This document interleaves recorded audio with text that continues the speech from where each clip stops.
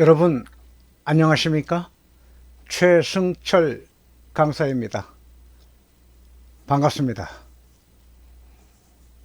자, 이번 시간은 앞 시간에 이어서 계속 품질 경영 시스템 요구사항 살펴보기 시간을 갖도록 하겠습니다. 우리가 앞 시간에 용어를 살펴보았었고, 용어는 138개의 용어가 있는데 공통 용어로 우리 건설 현장에서 자주 반복적으로 사용되는 용어 50여 개의 용어를 영상 3개를 만들어서 유튜브에 업로딩을 했었습니다. 그리고 이어서 바로 이 앞 시간에 요구사항이라고 규격집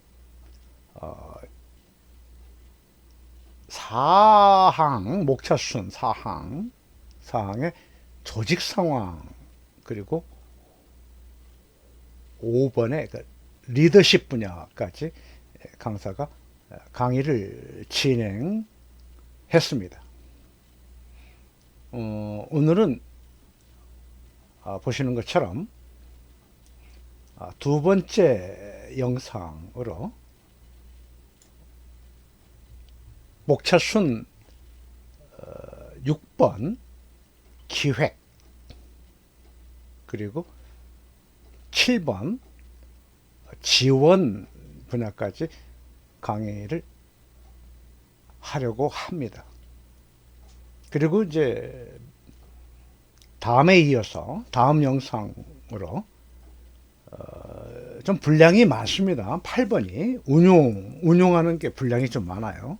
그래서 8번 운용에 관한 요구사항을 준비를 하려고 합니다.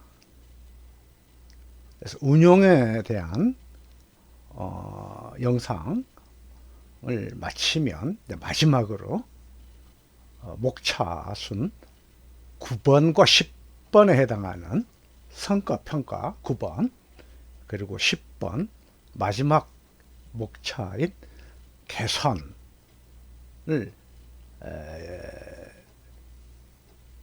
네 번째 요구사항 영상 강의를 하려고 합니다. 그래서 요구사항 해설의 시간이 다 마치고 최근에 국토교통부 품질관리 업무 지침 개정 관련 내용을 같이 함께 살펴보면서 품질관리 업무 지침 내용 중에 제 7조 해당하는 품질관리계획서 개정에 관한 내용을 마무리를 하려고 합니다. 자, 그러면 오늘 준비한 자료 품질 경영 시스템 요구사항 두 번째 시간을 진행을 하겠습니다.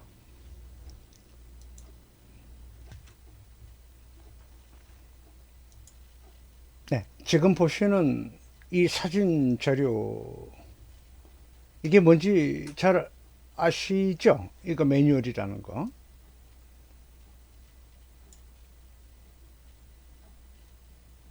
매뉴얼이라는 거는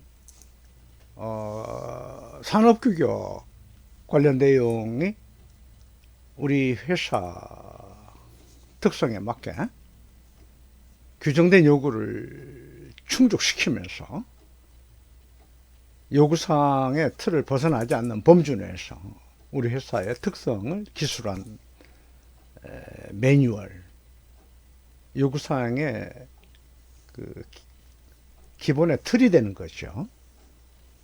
그래서 매뉴얼에 관련 활동의 내용을 좀 더 구체적으로 실행하는 문서를 작성을 하면 규정된 요구를 수행하는 방법을 기술한 문서 용어의 정의에 그 용어가 절차서가 있었죠. 절차서. 그 다음에 절차서의 내용에 그 작성을 할 때 어떤 근거와 그 기준이 되는 거를 지침서라고 하죠. 지침서. 그래서 매뉴얼, 절차서, 지침서, 이걸 다 이렇게 하나의 그 틀로 품질 경영에 문서화 한다고 그러죠. 문서화. 그래서 과거에는 매뉴얼, 절차, 지침 뭐 이런 내용들이 이렇게 따로따로 구분이 돼서 우리가 활용을 했는데 2015년 버전에서는 다 이를 다 묶어서 문서화된 정보라고 한다고 말씀을 드렸습니다. 지금 보는 사진의 자료는 어느 특정한 건설회사 자료를 동의 없이 상호가 또 이렇게 보이면 조금 신뢰가 될 것 같아서 강사가 이렇게 이렇게 좀 안 보이게 했습니다. 양해 바랍니다. 그래서 제가 이거 파일을 이제 이렇게 사진들 이렇게 영상을 작업을 했는데 매뉴얼이 있고 그 다음에 절차서가 있고 지침서가 있다. 강사가 오늘 강의를 시작하는 첫 화면에 이 사진을 보여드리는 취지가 있다면 지금 우리 현장에 품질 관리 계획서를 만드는 일인데 그렇죠.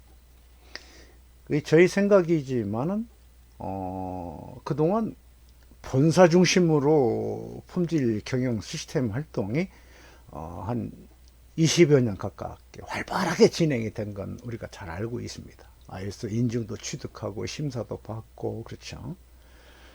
그런 활동들이 지속적으로 규격집이 변경이 되면 또 개정을 하면서 진행을 쭉 해왔는데 요 며칠 전에 국토교통부 고시에 따른 품질 경영 시스템을 기반으로 하는 건설 현장의 품질 관리 계획서 작성과 기준이 2015년 버전의 현장에서 실행을 할 수 있도록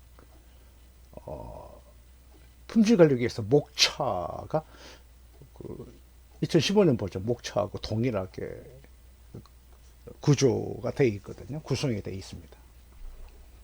그래서 강사가 지금 말씀드리는 이 자료의 그 취지는 본사에서 해왔던 업무라고만이 아니고 이제는 현장에서 이게 진행이 돼야 되는 우리 본 업무가 되는 겁니다. 품질관리 활동에.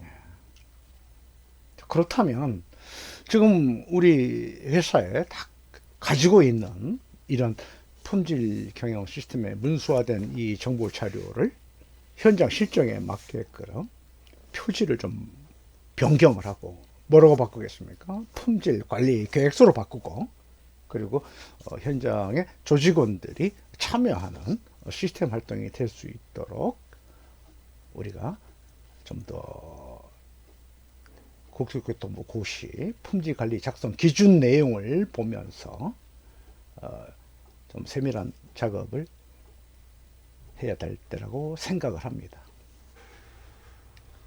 6개월 후 의무 시행이 되기 때문에 지금으로부터 6개월 후면 2021년 4월 13일이 되니까 4월 13일까지 충분히 시간도 여유가 있다고 생각을 합니다.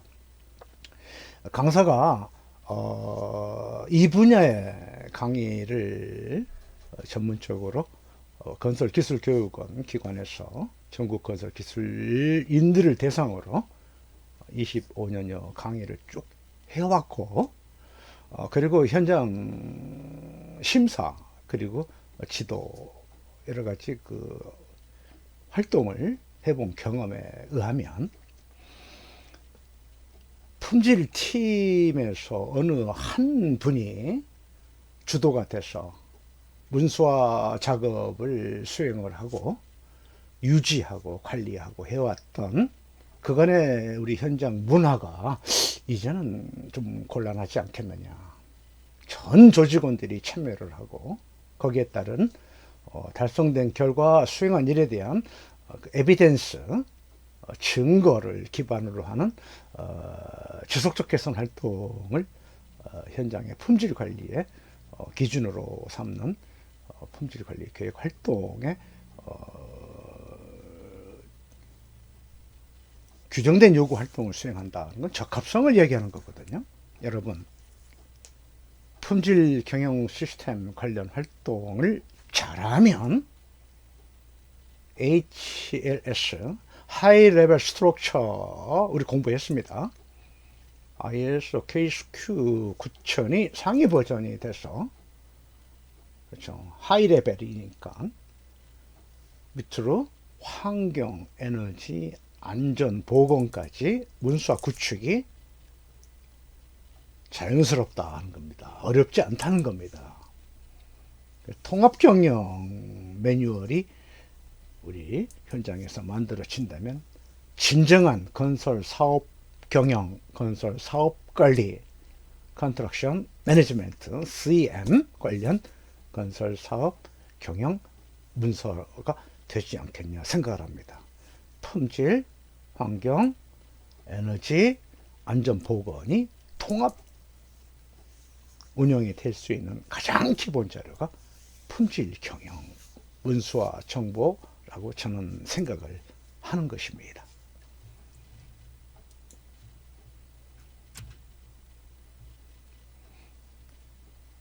자, 이번 사진은 절차서가 되는 거죠. 절차서. 그래서 이 앞에 있는 이 데이터는 이제 매뉴얼이 되겠고, 그다음에 절차서가 있고, 또 절차서가 끝나면 그 뒷부분에 지침서가 나오고, 그리고 그 이후에 이제 관련되는 소식, 기록, 문서가 있겠죠. 그게 우리가 지금까지 해왔던 방식의 품질 경영 시스템 문수화 활동이었습니다. 자, 품질 관리 계획서라는 게 나왔습니다.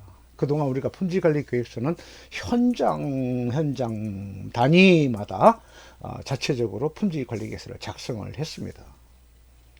그래서 품질 관리 계획서 활동은 현장 특성에 맞는 계획서이기 때문에 현장 인원, 현장의 종사, 현장에 참여하는 각 우리 기술인들이 활동할 수 있는 방법을 구체적으로 품질 활동을 계획을 하는 거거든요.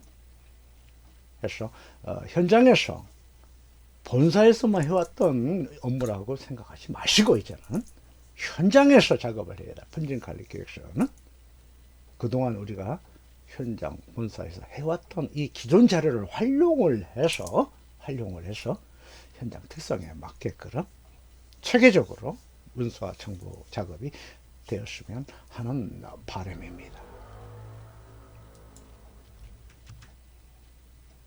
네, 지금 또 보는 이 자료는 다양한 경영 시스템 문수화 작업이 된 거를 지금 보고 계십니다.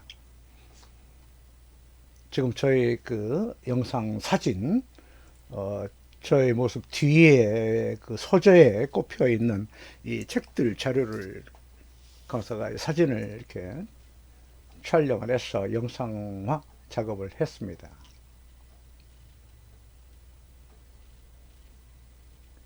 품질 경영 관련 문수화 작업, 다음에 품질과 이렇게 환경을 통합한 문수화 작업 해놓은 것도 있고요.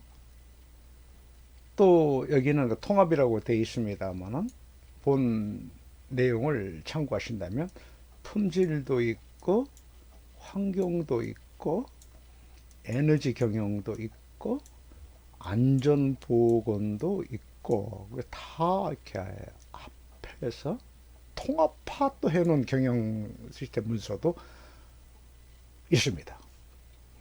이렇게 활용하는 회사도 있는 겁니다. 그렇죠. 자, 그리고 이 부분은 이제 최근에, 그렇죠, 이 자료가 왜 필요로 하냐면 국토교통부 산하기관 한국 그 시설안전관리공단이 주관이 되고 건설공사 200억 원 이상 규모의 현장을 대상으로 건설공사 참여자 안전관리 수준 평가하는 제도가 있습니다. 그러면 건설공사 그 참여자 안전관리 수준 평가를 한다. 그러면 평가를 받는 시공업체 입장에서 또 이건 시공업체만 또 하는 게 아니죠. 건설공사 참여자니까 발주청도 있고 건설사업관리 용역업체, 그렇죠. 설계감리업체도 있고 시공사도 있고 시공사도 또 그렇죠. 협력업체 시공사도 있는 거거든요. 그래서 모든 그 참여자들이 안전관리 수준을 평가를 받아야 되는데 평가받으려고 하면 받을 수 있는 어떤 근거, 자료, 활동의 문서화가 돼 있어야 되지 않겠습니까? 그래서 품질은 9천이라 했고 환경은 14,000이라 했고 규격 스탠다드 그리고 이제 에너지 경영은 5만 1이라 했고 그리고 이제 안전 보건은 4만 5천 규격이 이번에 새로 나왔지 않습니까? 원래는 있었어요. 오사스 18,000이 있었죠. 고용노동부 산하 안전보건공단에서 자체 시행했던 그 오사스 18,000 제도. 오사스는 표기가 OH 그쵸? SA 오사스 그리고 18,000이죠. 18,000. 오사스 18,000은 그렇죠. 영국 산업안전 관련 규격, 영국 사람들 이거를 우리 그 고용노동부 산하 안전보건공단에서 한 20여 년 전에 앞에 이 K 이렇게 처음에 이렇게 해서 코사스 18,000 인증 제도를 그렇죠. 한국 산업 교육이 없었습니다. 왜냐면 국제 표준이 없으니까.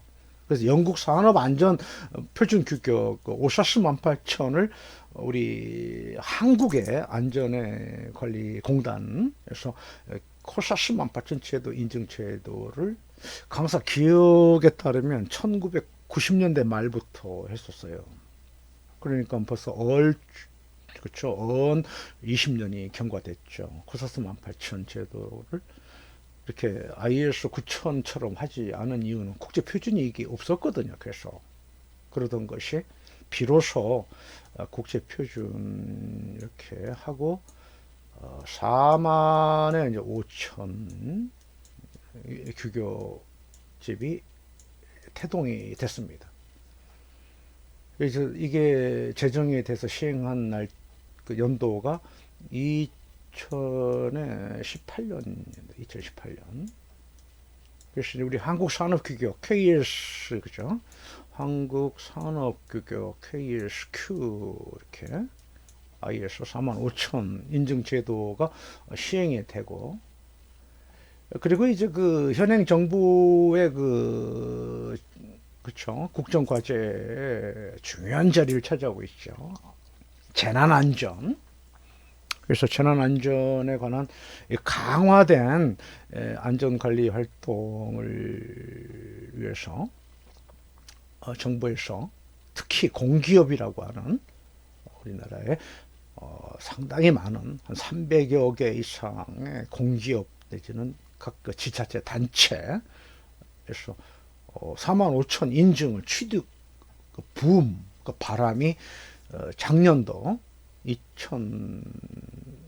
2019년도부터 올해 상반기까지 45,000 인증을 다 취득을 했어요. 우리가 인터넷 검색창에 이렇게 안전보건 또는 45,000 이렇게 검색 용어를 통해서 확인을 해보면 엄청나게 많은 공기업들에서 인증을 취득했다고 그렇죠. 이렇게 뉴스 이렇게 나오는 걸 보고 강사의 생각은 지난 20여 년 전에 그 우리 주변에 그 ISO 9000 인증 취득 그 붐이 있었을 때 그때 당시에는 인증 취득하게 되면 뭐 공사 입찰 단계에서 가점으로 5점을 주고 했었던 걸 저는 기억을 하고 있습니다. 저는 1995년 버전부터 이제 제가 공부를 좀 하고 이쪽 분야의 그 강의를 지금까지 진행을 하고 있습니다만은 9천 처음에 인증제도를 시행하는 과정에서 우리나라 건설에서는 IS 9천 인증을 다 취득을 했었죠. 그렇죠? 지금도 하고 있고요. 그러면서 이제 5년 주기마다 이게 규격이 개정이 되니까 산업 규격이 바뀌면 또 우리 회사의 문서화 작업도 수정을 하고 이렇게 쭉 해왔었습니다. 자, 정리해서 말씀드리겠습니다. 지금은 안전보건 시대라고 해도 과언이 아닙니다. 여러분, 회사의 품질 경영 시스템의 문서화 작업을 안전보건 경영 시스템 문서로 한번 구축을 해보실 의향은 없으십니까? 굉장히 간단합니다. 왜냐? ISO 9000 용어가 기반이잖아요. 그리고 안전에 관한 특성의 용어가 몇 개 안 됩니다. 그거를 활용해서 문서 작업하게 되면 아주 훌륭한 안전보건의 표준화된 문서를 구축할 수가 있다는 겁니다. 제가 이거를 작업을 해서 몇 개 회사에 안전 담당하시는 분들하고 협의를 통해서 자료를 완성을 해놓은 데이터를 가지고 있습니다.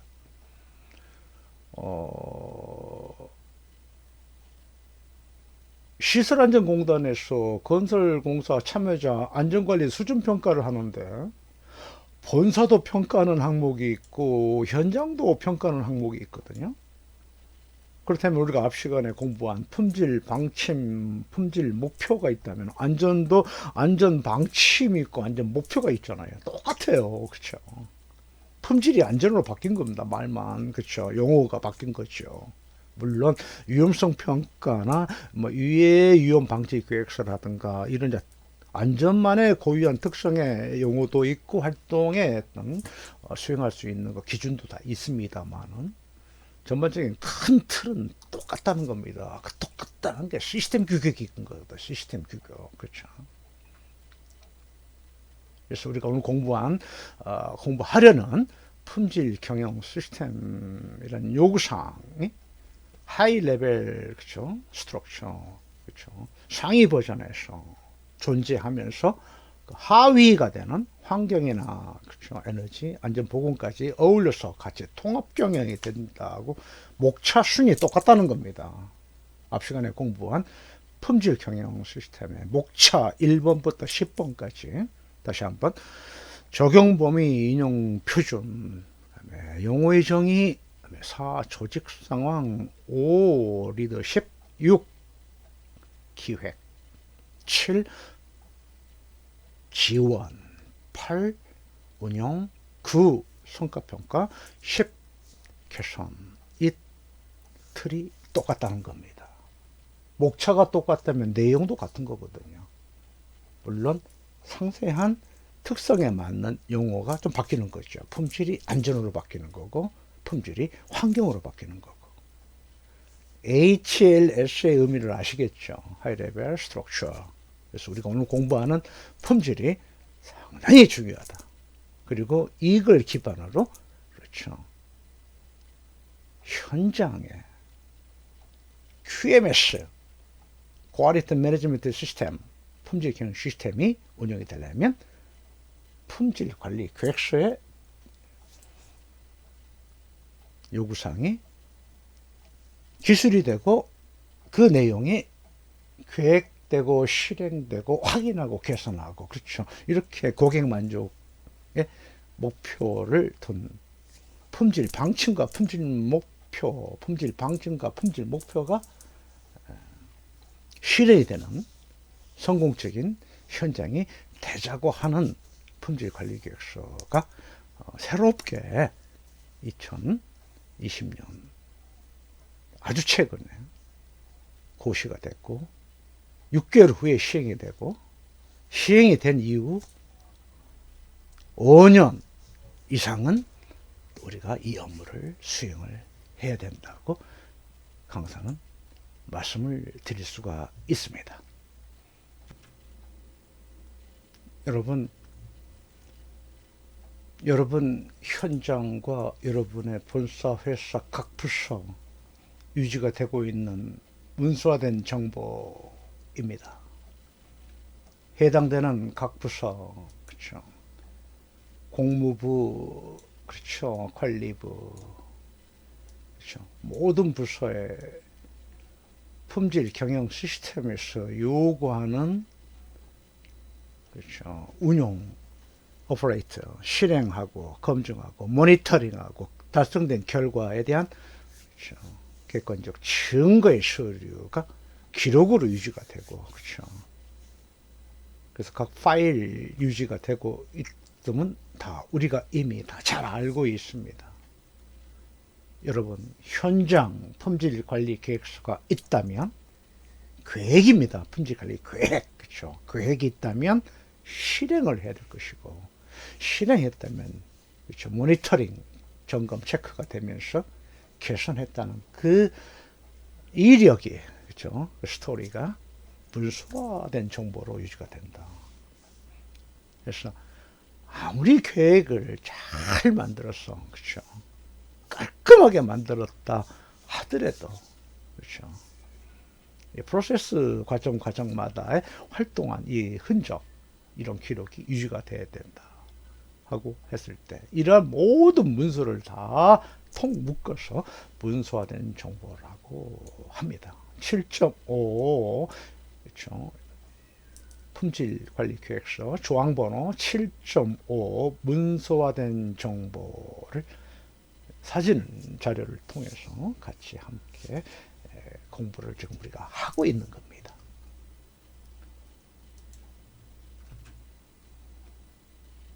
여러분, 그동안 우리가 해왔던 품질 경영 시스템 활동에서 많은 문서화 작업 중에서 기록 서류라든가 또 유지를 해야 될 서류를 보게 되면 혹시 여러분 이러한 업무를 수행해 보신 적이 있으십니까? 거의 처음 보시는 분들이라고들 하실 것 같습니다. 혹시 이러한 업무도 하셨습니까? 리스크, 그렇죠. 기획관리. 그렇습니다. 바로 품질관리계획서 4.1 조직과 조직 상황의 이해 관계자의 니드와 기대 이해 4.2 조직 상황 자료를 보면 현장, 우리 회사 특히 품질관리계획서는 현장 서류이기 때문에 현장, 그쵸,을 대상으로 조직과 조직 상황의 이해를 하고, 그리고 우리 현장의 이해관계자 되시는 분들하고의 그 어떤 필요성, 니드, 그리고 거기에 관련된 요구의 기대 이해, 이런 걸 분석할 수 있는 데이터 파일 자료가 있다면 뭐가 있을까? 스와트 분석이 있죠. 스와트 분석. 그렇죠. 그 다음에 또 이런 용어도 있어요. 국제표준 한국산업교계에서 있던 2015년 버전에 나오는 용어입니다. RBT란 우리 용어를 함께 공부했습니다. RBT가 뭐였죠? 리스크 베이스 띵킹. 그렇죠. 리스크의 용어의 정의는 불확실성의 영향이었거든요. 그렇다면 현장 공사 수행하는 과정에서 우리가 우선 계획을 수립을 하고 공정계획 수립하고 품질계획 수립하고 할 때, 그렇죠. 항상 불확실한 영향에 의해서, 불확실한 상태의 어떤 영향에 의해서 미치는 현장의 어떤 결과에 손실적인 내용도 사전 고려할 대상이 되는 거예요. 생각이잖아요. thinking. 그래서 RBT, Risk Thinking Base 이런 용어를 우리가 학습을 했는데, 그래서 품질교육서 목차 보면 이제 우리가 오늘 공부하려는 6항의 기획이거든요. 그 기획의 6 밑에 상세 번호로 6.1이 나와요. 6.1은 리스크와 그 기회를 다루는 조치로 되어 있습니다.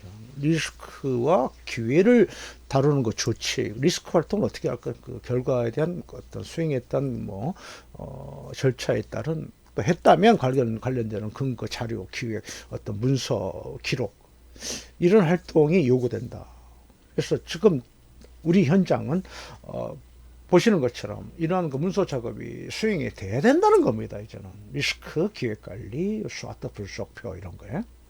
그래서 이 항화일, 이 파일을 이렇게 열어보면 이제 관련되는 자료가 근거, 서식이 있겠죠.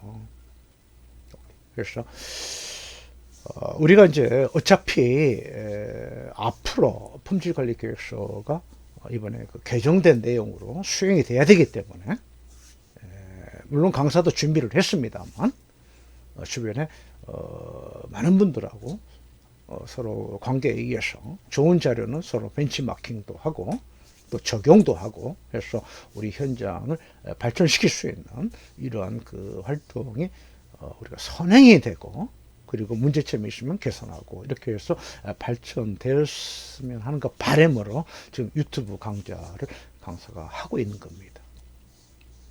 도움이 되신다면 저에게 연락을 주신다면 강사 같이 자료를 공유를 하고 또 같이 정보를 나누고 그렇죠. 강의를 이렇게 진행하는 저도 그렇죠. 많은 현장의 특성에 대해서는 서로 같이 정보를 나눠야 되는 거거든요. 그래서 함께 동반 성장할 수 있고 함께 새로운 그 제도에 서로 이 환경에 적응할 수 있는 좋은 기회가 이 유튜브 강좌가 상당히 유익하다 저는 생각을 하고 있어요. 그래서 모처럼 그 준비하고 진행하고 있는 이 동영상 교육에 대해서 강사가 여러분들하고 함께 이렇게 많은 정보를 서로 공개하고 나눌 수만 있다는 이 점이 상당히 저도 기대가 되고 그리고 아주 활기찬 우리 생활을 함께 할 수 있어서 너무 좋습니다. 하여튼 좋은 자료라 생각하고 강사가 기회가 될 때마다 이런 많은 정보와 자료를 저희 그 카페에다 이렇게 올리거든요. 카페도 오셔서 자료도 같이 공유하고 했으면 좋겠습니다.